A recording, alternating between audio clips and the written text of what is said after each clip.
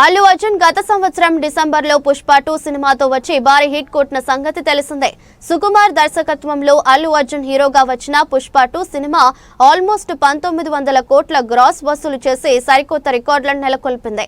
Almost 50 రోజులు పైగా theatres లో ఆడింది. నార్త్ లో అయితే ఈ సినిమా భారీ విజయం సాధించింది. ఇటీవలే నెట్ఫ్లిక్స్ ఓటీటీలోకి కూడా వచ్చింది. ఇంకో 23 నిమిషాలు జత చేసి రీలోడెడ్ వర్షన్ అంటూ రిలీజ్ చేశారు. దీంతో ఓటీటీలో కూడా పలు దేశాల్లో ట్రెండింగ్ లో ఉంటూ ఈ సినిమా సరికొత్త రికార్డులు సెట్ చేస్తుంది. అయితే పుష్ప 2 సినిమాకు అల్లు అర్జున్ 300 కోట్ల రెమ్యూనరేషన్ తీసుకున్నాడని వార్తలు బాగా వైరల్ అయిన సంగతి తెలిసిందే. అది రెమ్యూనరేషన్ రూపంలో కాకుండా బిజినెస్ ప్రాఫిట్స్ రూపంలో తీసుకున్నాడు అల్లు అర్జున్ అని సమాచారం.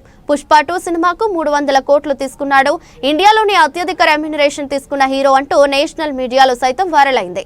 సుకుమార్ కూడా బిజినెస్ ప్రాఫిట్స్ రూపంలో ఈ సినిమాకు 100 కోట్ల వరకు రెమ్యూనరేషన్ తీసుకున్నాడని వార్తలు వచ్చాయి.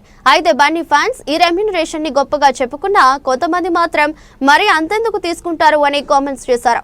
అయితే తాజాగా అల్లు అర్జున్ క్లోజ్ ఫ్రెండ్ నిర్మాత బన్నీ వాసు అల్లు అర్జున్ 300 కోట్ల రెమ్యూనరేషన్ పై ఇండైరెక్ట్ గా క్లారిటీ ఇచ్చారు. బన్నీ వాసు నిర్మాణంలో నాగ చైతన్య సాయి పల్లవి జంటగా తెరకెక్కిన తండేల్ సినిమా ఫిబ్రవరి 7న రిలీజ్ కానుంది. ఈ సినిమా ప్రమోషన్స్ లో భాగంగా బన్నీ వాసు ఇచ్చిన ఇంటర్వ్యూలో అల్లు అర్జున్ రెమ్యూనరేషన్ గురించి మాట్లాడారు.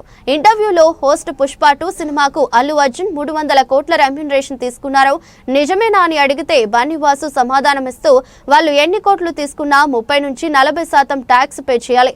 ఆల్మోస్ట్ 39% ట్యాక్స్లు ఉంటాయి వాళ్లకు. అంటే 100 కోట్లకు వాళ్ళు ఇంటికి తీసుకువెళ్లేది 60 కోట్లు మాత్రమే. అందరూ పుష్ప సినిమాకు 300 కోట్లు రెమ్యూనరేషన్ తీసుకున్నాడు అంటున్నారు, కానీ అది 4 ఏళ్లకు అని గుర్తించట్లేదు. పుష్ప 2 సినిమాలకు అల్లు అర్జున్ 5 ఏళ్లు కేటాయించారు. వేరే ఏ సినిమాలు చేయలేదు. ఒకవేళ తీసుకుంటే 5 ఏళ్లు డివైడ్ చేస్తే సంవత్సరానికి ఎంత వస్తుంది? దానికంటే బయట చాలా మంది ఎక్కువ సంపాదిస్తున్నారు. అందరూ ఒక సినిమాకి అని చూస్తారు, కానీ ఆ సినిమాకు 3 ఏళ్ల కష్టమని చూడరు. సుకుమార్ గారు కూడా రంగస్థలం తర్వాత మళ్ళీ పుష్పనే. 5 ఏళ్ల వేరే ఏ సినిమాలు చేయలేదు. ఆయనకు వేరే బిజినెస్లు లేవు. సినిమా ఎన్ని ఏళ్లు అయితే అన్ని ఏళ్లకు కలిపి రెమ్యూనరేషన్ ఇది అని అన్నారు. దీంతో ఇండైరెక్ట్ గానే అల్లు అర్జున్ 300 కోట్లు తీసుకున్నారు అని, కానీ ట్యాక్స్లు చాలా పోయిందని 3 ఏళ్లకు కలిపి అది అని క్లారిటీ ఇచ్చేశాడు బన్నీ వాసు. సుకుమార్ గురించి కూడా ఇండైరెక్ట్ గానే క్లారిటీ ఇచ్చేశారు. దీంతో పుష్ప 2 సినిమాకు బన్నీ సుకుమార్లు తీసుకున్న రెమ్యూనరేషన్స్ నిజమే అని అంతా భావిస్తున్నారు. పుష్ప కూడా బన్నీ గారు 300 కోట్ల రెమ్యూనరేషన్ తీసుకున్నారని చెప్పేసి హెడ్ లైన్స్ మీద హెడ్ లైన్స్ చూసాం మనం మొన్న. ఇది నిజంగా నాకైతే ఎట్లా 300 కోట్ల రెమ్యూనరేషన్ ఉంటుందా సార్? ఊరుకోండి సార్, ఇవన్నీ కాదు సార్. ఇప్పుడు 100 కోట్లు తీసుకున్నారు అనుకోండి, okay, they have to pay the spike tax of 40%. Yes, ఎందుకంటే they are individual professionals.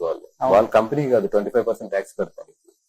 They have to pay the 35% plus SC అని కలిపితే నియర్లీ కమ్స్ 39% ఎంత వస్తుంది వాళ్ళకి. మీరు హై బ్రాకెట్ లో ఉంటారు కదా. సో 40% స్ట్రైట్ అవే ట్యాక్స్ పోతుంది వాళ్ళకి. వాళ్ళకి వచ్చేది ఇంటికి 100 రూపాయలకి వాళ్ళు ఇంటికి తీసుకెళ్లేదు 60 రూపాయలకి లేదు. ఇప్పుడు బన్నీ గారు ఉన్నారు ఎన్ని సంవత్సరాలు? 4 సంవత్సరాలు. అవును, అందరూ పుష్పకి ఇంత రెమ్యునరేషన్ అని చూస్తున్నారు, కానీ పుష్ప అనేది 5 సంవత్సరాల ప్రాజెక్ట్ అది. అండ్ పోతే ట్యాక్స్ పోతే 5 సంవత్సరాలు డివైడ్ చేస్తే ఎంత వస్తుంది? అది అంతే. దానికన్నా మామూలు ఎక్కువ సంపాదిస్తారు. అవును, అందుకంటే అందరూ సినిమా అంటే సినిమా కింద చూస్తారు తప్ప దాని వెనకాల దేర్ ఎఫర్ట్ ఇస్ 3 years కదా. అవును, ఇప్పుడు సుకుమార్ గారు ఉన్నారు, ఆయన తీసుకున్న రెమ్యునరేషన్ అంటే రంగస్థలం తర్వాత ఆయన మళ్ళీ పుష్పయే. రంగస్థలం ఎప్పుడు వచ్చింది? బిజినెసెస్ కూడా ఏముండదు. ఒక యాక్టర్ అన్నాక వేరే బిజినెస్ ఒక స్టేజ్ కి వెళ్ళి రిటైర్డ్ అయ్యే స్టేజ్ లో చేసుకోగలరు తప్ప when they are on going they can't do the other businesses. వాళ్ళకి అంత ఉండదు. ఒకవేళ నిజంగా చేసినా కూడా అవసరం ఎత్తుకెళ్ళి పోసుకోవడం పని అంత ఈజీ.